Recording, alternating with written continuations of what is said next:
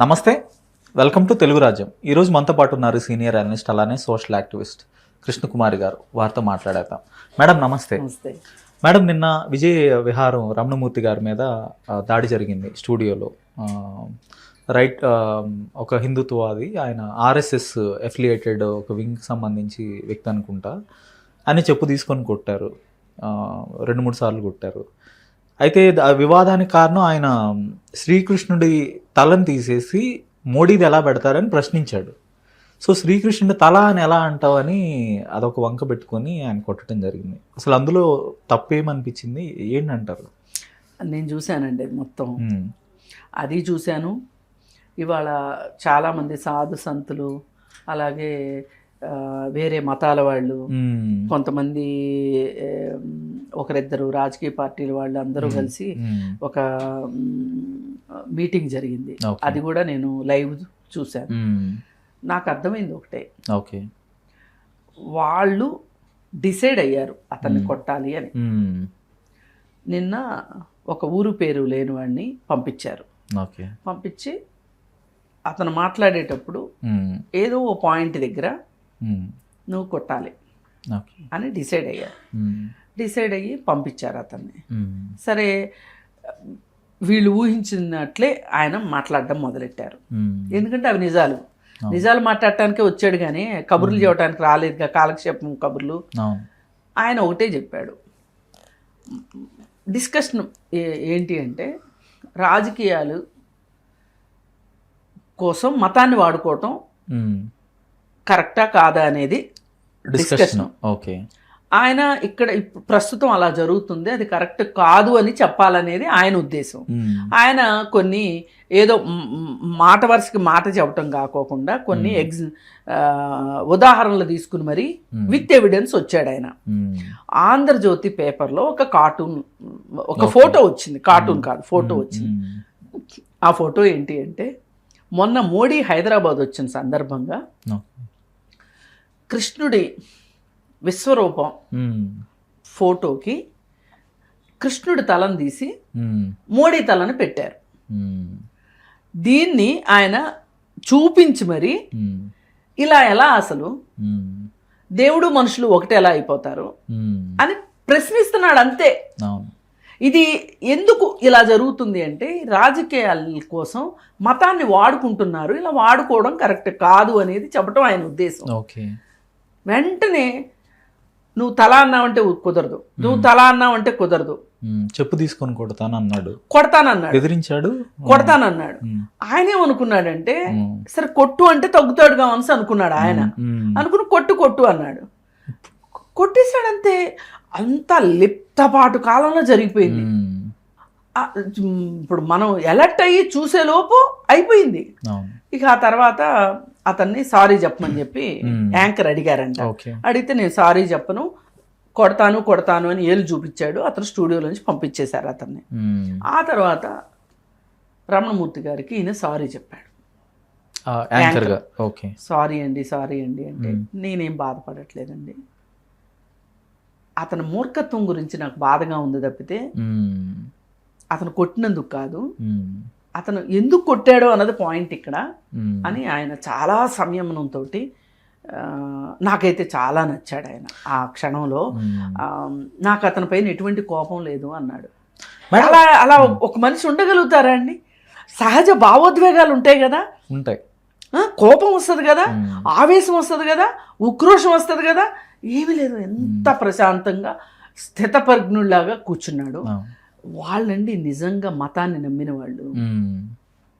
ఇట్లాంటి వాళ్ళ వల్ల నష్టం జరగదు. మతాన్ని వాడుకుని దాని ద్వారా లబ్ధి పొందాలనుకునే వాళ్ళ వల్లనే ఈ సమాజానికి నష్టం. మీడియా సంస్థలు కూడా మేడం ఇలాంటి వ్యక్తుల్ని పిలవాల్సిన అవసరం ఏముంది అంటే, వాళ్ళ వ్యవహార శైలి ఏంటి అనేది ఒక అంచనా వేసుకోవాలి. ఇప్పుడు అలాంటి వాళ్ళని కుస్తీల పోటీకి పంపిస్తేనో ఒక సమూహజీల్లి కొట్టుకుంటారు, కానీ ఇది ఒక డైలాగ్ అంటే ఒక కాన్వర్జేషన్ అంటే ఒక చర్చా కార్యక్రమం. అలాంటి చోట్లకి ఇలాంటి వ్యక్తులను పిలవటం, దాన్ని ఎలా చూడాలి? అసలు ఇవాళ ఒక సబ్జెక్ట్ పట్ల లేదు, ఒక మత జ్ఞానం పట్ల వీటి పట్ల సమగ్రమైన అవగాహన ఉన్నవాళ్ళు చాలా తక్కువ మంది ఉన్నారు. ఆ కొరత ఉంది ఇవాళ. ఆ కొరత ఉండటంతో ఇవాళ సోషల్ మీడియా విచ్చలవిడిగా పెరిగిపోవటం వల్ల సోషల్ మీడియాతో పాటు మెయిన్ స్ట్రీమ్ మీడియా కూడా అక్కడక్కడ కొంతమంది రాజకీయ ప్రయోజనాల కోసం, రాజకీయ ఉద్దేశాల కోసం మీడియా సంస్థలు నడుపుతున్నారు. అలా నడిపే వాళ్ళు కూడా పిలుస్తున్నారు. ఎనలిస్టులు దొరకట్లేదు ఒక రకంగా. ఇవాళ ఆ కొరత ఉంది ఇవాళ. అందుకని ఇది మతానికి సంబంధించిన విషయం కాబట్టి వాళ్ళని కాంటాక్ట్ చేస్తుంటాడు ఆయన. కాంటాక్ట్ చేస్తుంటే వాళ్ళు వీడిని పంపించారు. ఇంక వాడు వీడు అనాల్సిందే. ఇంక వాడిని మర్యాద ఇచ్చే పనే లేదు అసలు. అయితే ఈయన ఆ డిస్కషన్ అయిన తర్వాత వెళ్ళి పోలీస్ స్టేషన్లో కంప్లైంట్ ఇచ్చాడు. కానీ నాకు అర్థమైంది ఏంటి అంటే దీంట్లో ఇది ఒక కుట్ర. అతన్ని కొట్టాలి అనే ఒక ఉద్దేశం, ఒక కుట్ర. అతన్నే కాదు, వాళ్ళని ప్రశ్నించిన ప్రతి వాళ్ళని ఏదో ఒక రకంగా డెరోగేటరీగా దాడి చేయాలి. ఫిజికల్గా కావచ్చు, మెంటల్గా కావచ్చు, ఎట్లయినా సరే. ఇంటలెక్చువల్గా వాళ్ళు చేయలేరు అనుకోండి, కానీ దాడి చేయాలి అనేది వాళ్ళు ప్రిపేర్ అయిపోయారు. భయపెట్టాలి అని. ఇది మొన్న రావణ్ అనే అతని పైన ఉపా కేసు పెట్టారు కదా. ఉపా కేసు ఎట్లా పెడతారు రావణ్ పైన? ప్రశ్నిస్తే మీరు కేసులు పెడతారా అని చెప్పి ఇదే రమణమూర్తి గారు ప్రశ్నించాడు. అది వాళ్ళకి కోపం వచ్చింది. రమణమూర్తి గారు దాదాపు ఒక 24 నిమిషాల ఒక 10-12 నిమిషాల వీడియో ఆయన ఎక్కడో మాట్లాడాడు దాని గురించి. మాట్లాడితే దాన్ని డీకోడ్ చేస్తూ ధర్మ పదం ఏదో ఒకటి ఉంది, ఒక ఆర్గనైజేషన్ ఉంది, దానికి రాజుగారు అని చెప్పి బొక్కల డాక్టర్ ఆయన డీకోడ్ చేస్తూ మాట్లాడే క్రమంలో ఈయన్ని కమ్యూనిస్ట్ అని, రావణ్ణి నీచ నికృష్టుడు అని కనీసం 10 సార్లు అన్నాడు, నీచ నికృష్టుడని. ఈయన్ని కమ్యూనిస్టు అని చెప్పుకోకుండా మతం ముసుగేసుకున్నాడు అని ఈయన్ని డెరిగేటరీగా మాట్లాడుతూ, ఇలా నాటకాలు వేసే వాళ్ళని, అంటే ఇట్లా డ్రామా ఆడే వాళ్ళని, ఇలా ముసుగులు వేసుకున్న వాళ్ళని చెప్పులు తీసుకుని కొడతారు అని మాట్లాడాడు. దాన్ని మనం ఇవాళ నిన్న జరిగిన దాన్ని రిలేట్ చేసుకుంటే, ఆ వీడియో బయటకు వచ్చి 4 రోజులైంది. దీన్ని రిలేట్ చేసుకుంటే వీళ్ళు కావాలని కుట్ర పన్ని అతన్ని పంపించారు. అంతేగాని ఇప్పుడు వీళ్ళు అనేది ఏంటంటే, దేవుణ్ణి తలానే ఎట్లా అంటావు, మనిషిని అన్నట్టు శిరస్సు అనాలి కదా. ఓకే, ఇప్పుడు అక్కడ విషయం, శ్రీకృష్ణుడికి దేవుడు మీ అందరి దృష్టిలో, నా దృష్టిలో కాదు, అది వేరే విషయం. మీ దృష్టిలో దేవుడు కదా, దేవుడనే కదా మీకు ఇంత కోపం వచ్చింది. మరి సాక్షాత్తు ఆ దేవుడి తలని తీసి ఒక మానవ మాత్రుడి తలని పెడితే మీకు ఎందుకు కోపం రాలేదు? అసలు మీకు నిజంగా కోపం రావాల్సింది అక్కడ కదా, డబ్బులు ఆగిపోతాయి కదా. అదే కదా, అంతే మరి, సింపుల్. ఇట్లాంటి రౌడీ మోకని పెంచి పోషిస్తున్నారు చూడండి సమాజంలో అలజడులు సృష్టించడానికి. ఈ రావణు, లేకపోతే తులసి చందు, లేకపోతే కృష్ణకుమారో, మేం కాదు నిజంగా దేశద్రోహులవి. ఇట్లాంటి వాళ్ళు దేశద్రోహులు. వీళ్ళు సమాజంలో అల్లకల్లోల సృష్టించి, ఒక పెద్ద మనిషి, ఆయన వయసులో సగం వయసు కూడా ఉండదు అడ్డగాడికి, వాడికి ఈ ధర్మం తెలియదు, మంచి తెలియదు, ఉపనిషత్తులు తెలియదు, వేదాలు తెలియదు, మతాలు తెలియదు, ఏమీ తెలియదు, పొట్టగుస్తే అక్షరం ఒక్క రాదు, అచ్చోసిన ఆంబోతులా ఉన్నాడు వాడు. ఒక 60 ఏళ్ల మనిషిని వయసుకి గౌరవం ఇవ్వాలి.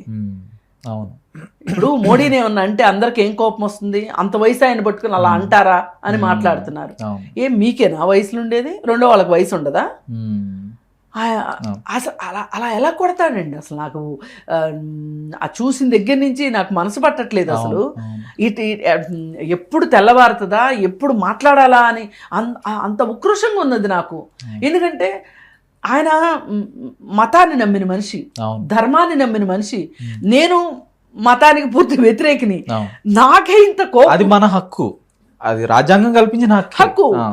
నాకు నేను చూస్తుంది ఏంటి అంటే, అక్కడ ఒక మనిషి ఇంకొక మనిషిని అట్లా కొట్టడాన్ని ఎట్లా సహిస్తాము?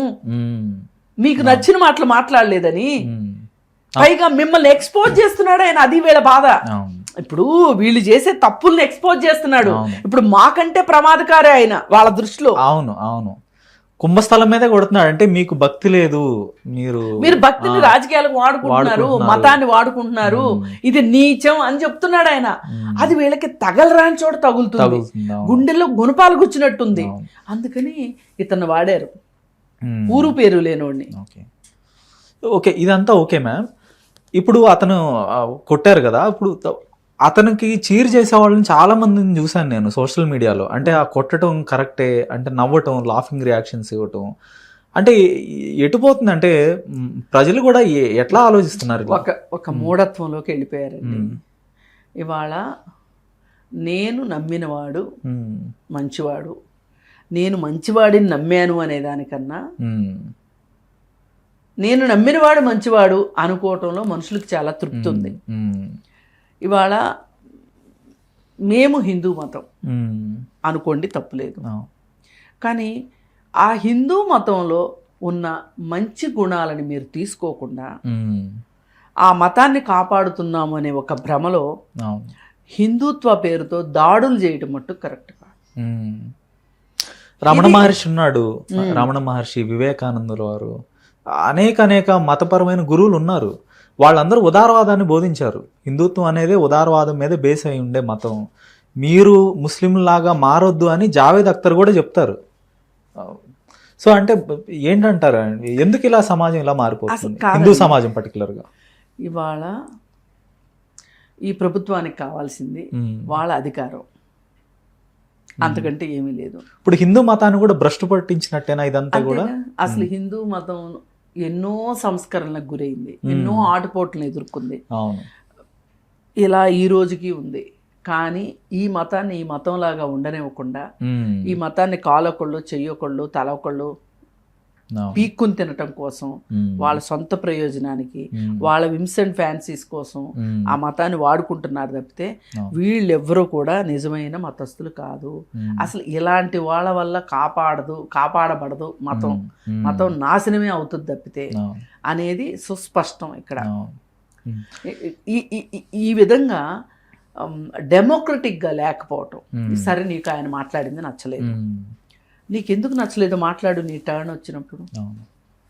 ఈ బుకాయింపులు దేనికి, ఈ భౌతిక దాడులు దేనికి? ఇది దేన్ని సూచిస్తుంది అంటే మీ పొగరబోతుతనాన్ని చూపిస్తుంది, మీ పెత్తనందారి స్వభావాన్ని చూపిస్తుంది, అన్నిటిని మించి మీ భరించలేనితనాన్ని చూపిస్తుంది. మీరు అసలు సహనం లేదు ఇక్కడ. పరమత సహనం అనే ఒక గొప్ప మాట ఈ దేశంలోనే పుట్టింది. పరమత్ సహనం అనేది ఈ దేశంలో పుట్టింది. పరమత్ సహనం అనే దానికి ఏదైనా పేటెంట్ ఉంది అంటే అది భారతదేశమే, అడ్రస్ ఏదైనా ఉంది అంటే భారతదేశమే. అట్లాంటి భారతదేశంలో ఈరోజు సహనం లేని మనుషులు ఎక్కువైపోయారు. ఈ సహనం లేని మనుషులు ఎక్కువ అవటం వల్లనే ఇవాళ ఈ దేశంలో ఇలాంటి పరిస్థితులు ఉన్నాయి. ఇవాళ ఒకళ్ళు నోరు తెరిచి మాట్లాడాలంటే భయపడుతున్నారు, ప్రశ్నించాలంటే భయపడుతున్నారు. ఏం కేసులు పెడతారో, ఏం చేస్తారో, ఎటు నుంచి దాడి చేస్తారో.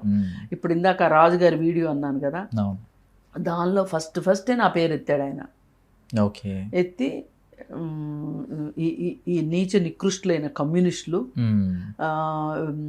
ఫస్ట్ వీళ్ళే వచ్చేస్తారు. మేడం, నీచ నికృష్టులు, కమ్యూనిస్టులని నీచ నికృష్టులు అంటున్నారు. భగత్ సింగ్ ఆయన చనిపోయే ముందు ఆయన చదివిన పుస్తకం లెనిన్ పుస్తకం, అంటే అంత స్టాంచ్ కమ్యూనిస్ట్ ఆయన.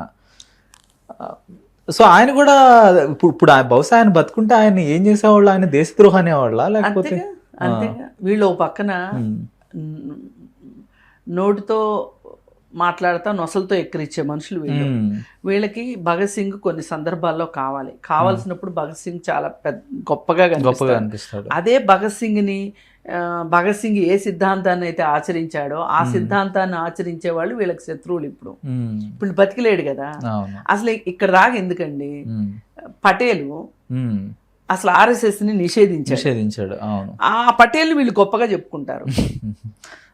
అసలు RSS పట్ల ఎంతో కొంత ఉదారంగా వ్యవహరించింది నెహ్రూ. నెహ్రూని వీళ్ళు తిడతారు. ఇంకా నెహ్రూ కన్నా కూడా పటేలే గాంధీ భక్తుడు అంటే గాంధీ ఫాలోవరు.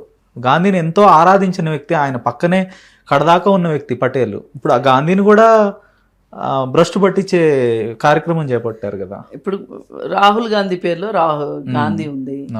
అతను నెహ్రూ మనవడు కాబట్టి, ముని మనవడు కాబట్టి వీళ్ళంతా ఒక గ్యాంగు. ఇప్పుడు లేని పటేల్ గురించి, లేని లాల్ బహదూర్ శాస్త్రి గురించి, లేని భగత్ సింగ్ గురించి వీళ్ళు మాట్లాడి వాళ్ళ ఏమన్నా ఔన్నత్యాలు వీళ్ళు పూసుకుందామని చూస్తున్నారు. అంతకంటే ఏమీ లేదు. నా దృష్టిలో ఈ పూసుకోవటం ఎక్కువైతే గనక అది దురదగుండా కంటే దారుణంగా తయారవుతుంది ఏదో ఒక రోజు. ఎందుకు వీళ్ళకి కూడా మన వ్యక్తులు ఉన్నారు. గాడ్సే ఉన్నాడు, గోల్వాల్కర్ ఉన్నాడు, ఇంకొక ఆయన సావర్కర్. ఏది బ్రిటిష్ వాళ్ళకి సలాం కొట్టి బ్రిటిష్ వాళ్ళ దగ్గర నుంచి ఏంటది పెన్షన్ తీసుకున్న వ్యక్తి. వాళ్ళు వీళ్ళకి గొప్పోళ్ళు. అందుకని ఈ భారతదేశ స్వాతంత్రం కోసం వీళ్ళు పోరాడిన వాళ్ళు కాదు. ఇప్పుడు ఈ హిందూ మతాన్ని ఉద్ధరించే వాళ్ళు కాదు వీళ్ళు. పైగా హిందూ మతాన్ని అడ్డం పెట్టుకొని వీళ్ళు రాజ్యాధికారానికి వచ్చారు. పైగా అసలు వీటన్నిటికన్నా వీళ్ళని చూస్తే నాకేమనిపిస్తుంది అంటే వీళ్ళకి పిచ్చి ముదిరిపోయింది, తలకి రోకలు చుట్టండి అన్నట్టు. ఇక ఫైనల్గా ఇంకో క్వశ్చన్ మేడం. ఓకే, ఇది హిందువుల దేశం, ఇది కేవలం హిందూ మతానికి సంబంధించిన దేశం, వేరే వాళ్ళు సెకండ్ గ్రేడ్ సిటిజన్స్ అనే భావనలో ఉన్నారు కదా హిందుత్వవాదులు. సో ఈవెన్ బీజేపీ కూడా అదే, వాళ్ళ లక్ష్యం కూడా అదే. మరి వాళ్ళ పార్టీ ప్రియాంబుల్లో సెక్యులర్ పార్టీ అని పెట్టుకున్నారు, పాజిటివ్ సెక్యులరిజం అని కూడా పెట్టుకున్నారు. సో అలానే ఈ దేశ రాజ్యాంగాన్ని ఓకే ఫస్ట్లో తగలబెట్టారు, ఈ రాజ్యాంగం పనికిరాదు, మనవాద ధర్మాన్ని తీసుకురావాలని. సో ఇప్పుడైనా వాళ్ళకి అవకాశం ఉంది కదా, రాజ్యాంగాన్ని అయితే పక్కన పెట్టచ్చు, లేదంటే సెక్యులర్ దేశాన్ని తొలగించి హిందూ రాష్ట్ర చేయొచ్చు. అంటే ఆ ధైర్యం ఎందుకు చేయలేకపోతున్నారు? మెజారిటీ ఏది? ఇప్పుడు నెక్స్ట్ మెజారిటీ వస్తే చేయబోయేది అదే. దానికోసమే ఈ కుప్పిగంతలన్నీ. ఇప్పుడు మొన్న మోడీని బండబూతులు తిట్టిన చంద్రబాబు నాయుడిని ఎందుకు కలుపుకున్నారు? నితీష్ కుమార్ని ఎట్లా దారికి తెచ్చుకున్నారు? ఇవన్నీ తెచ్చుకున్నది ఎందుకు అంటే మెజారిటీ కోసమే. ఆ మెజారిటీ వచ్చిన రోజున వాళ్ళు చేసే పనే అది. అందుకని ఆ రోజులు కూడా ఎంత దూరంలో లేవు. ఈలోపు ప్రజలు మేల్కొంటే ఏమైనా మంచి జరగవచ్చు. ఓకే, కానీ భారతీయ సమాజం ఒప్పుకుంటుందంటారా? అంటే ఒక పాకిస్తాన్ లాగా ఒక మతపరమైన దేశంగా మారటానికి, లేదంటే ఒక క్రైస్తవ దేశం లాగా, బంగ్లాదేశ్ లాగా ఇట్లా మారటానికి భారతీయ సమాజం ఒప్పుకుంటుందా? సమాజం ఏముందండి ఇవాళ. అసలు మీరు సమాజం అని 10 సార్లు మాట్లాడుతున్నారు, చాలా అమాయకంగా అడుగుతున్నారు. ఇవాళ గెలుపు గుర్రాలదే ఈ దేశం. ఆ గెలుపు గుర్రాలు ఏ పార్టీలో ఉన్నా మోడీ తన పార్టీలోకి తెచ్చుకుంటాడు. నయానో భయానో సామభేద దాన దండోపాయాలతోటి తెచ్చుకుంటాడు. ఇవాళ సమాజానికి ఏం సంబంధం లేదు దీంట్లో. ఇవాళ కానీ ఇప్పుడు ఇవాళ ప్రజలు ఒక రివోల్ట్ చేయలేని పరిస్థితి ఉండొచ్చు, కానీ ఏదో ఒక రోజు అంటూ వస్తుంది కదా. జరుగుతుంది, ఎందుకు జరగదు? ఎల్లకాలం మనకే కలిసి వస్తుంది అనుకోవటం అదొక అపోహ. అందుకని ఆ అపోహల నుంచి వీళ్ళు బయటకు వస్తారని నేను అనుకోను. ఎందుకంటే వీళ్ళ ఎలా ఉందంటే, ఇప్పుడు పాము తన తొడుగుని తానే వదులుచుకోవాలి లెక్క ప్రకారం. వదులుచుకోలేదనుకోండి, నేను ఉంచుకుంటాను అందనుకోండి, ఉంచుకుంటుంది అంతే. ఇప్పుడు వీళ్ళు మారతారు, లేదు అనుకుంటే ఏదో ఒక రోజుకి ప్రజలైతే మారుస్తారు. ఈ క్షణానికి ఈ క్షణం జరుగుతుందని నేను చెప్పను. కానీ ఇప్పుడు సోనం వాంగ్చుక్ విషయం ఏదైతే ఉందో, దీనివల్ల సమాజంలో ఒక 10 రోజులు ఎవరు ఆలోచించాల, మ్మ్. 10 రోజుల తర్వాత ఇంకొక 5 రోజులు ఎవరు ఆలోచించాల, 16వ రోజు నుంచి ఆలోచించడం మొదలెట్టారు. మ్మ్. ఈ ఆలోచించడం అనేది ఆలోచించడం అంటూ మొదలైన తర్వాత ఆగదు, అది అదొక దావానలం లాగా వెళ్ళిపోతుంది. ఎక్కడ ఒకటే ట్రిగరింగ్ పాయింట్ ఉంటుంది. ఒక స్పార్క్ ఇప్పుడు ఈ రోజు పడింది అనిపిస్తుంది, ఈ రోజు చాలా మంది మాట్లాడుతున్నారు. ఇది పెరిగింది అనుకోండి, ఒక జ్వాలలాగా ఎగిసింది అనుకోండి, దానిలో చాలా మంది కొట్టుకుపోతారు. అవును, అలాంటి పరిస్థితి రావాలి. ప్రజలు కొంచెం నిద్ర లేవాలి ఆ రోజు. ఎందుకండి అభిషేక్ దీప్కి చాలా మంది వేరే దేశంలో ఉన్నారు కదా, విదేశాల్లో చాలా దేశాల్లో ఉన్నారు కదా, ఎవరికి రాని కోపం అతనికి ఎందుకు వచ్చింది అంటే అదొక స్పార్క్ అంత. అలాగే మతంతో రాజకీయం చెయ్యాలి అని అనుకుని వీళ్ళు పులి మీద స్వారీ చేస్తున్నారు. ఇవాళ ఈ పులి మీద స్వారీ చేసినంతసేపు బాగానే ఉంటుంది, ఆగినప్పుడే కష్టం. ఆ రోజు దగ్గరలో ఉందనిపిస్తుంది. ఏ రామ గుడి అయితే రాముడి రామ జన్మభూమి అనే ఒక విషయం వీళ్ళకి అధికారాన్ని కట్టబెట్టిందో, వీళ్ళ పార్టీ పునరుజ్జీవనానికి ఉపయోగపడిందో, ఈ పార్టీని భూస్థాపితం చేయడానికి కూడా రాముడి గుడి దగ్గరే అంకురార్పణ జరిగింది. ఏది ఈ విరాళాల వ్యవహారం అయోధ్యలో ఓడిపోయారు అని నేను బలంగా నమ్ముతున్నా. అందుకని ఇది డైలెక్టిక్స్, నేను చెప్పటం కాదు, ఇది నా బుర్రలో పుట్టిన బుద్ధి కాదు. ఈ డైలెక్టిక్స్ ఇలాగే ఉంటాయి. ఓకే, ధన్యవాదాలు మేడం.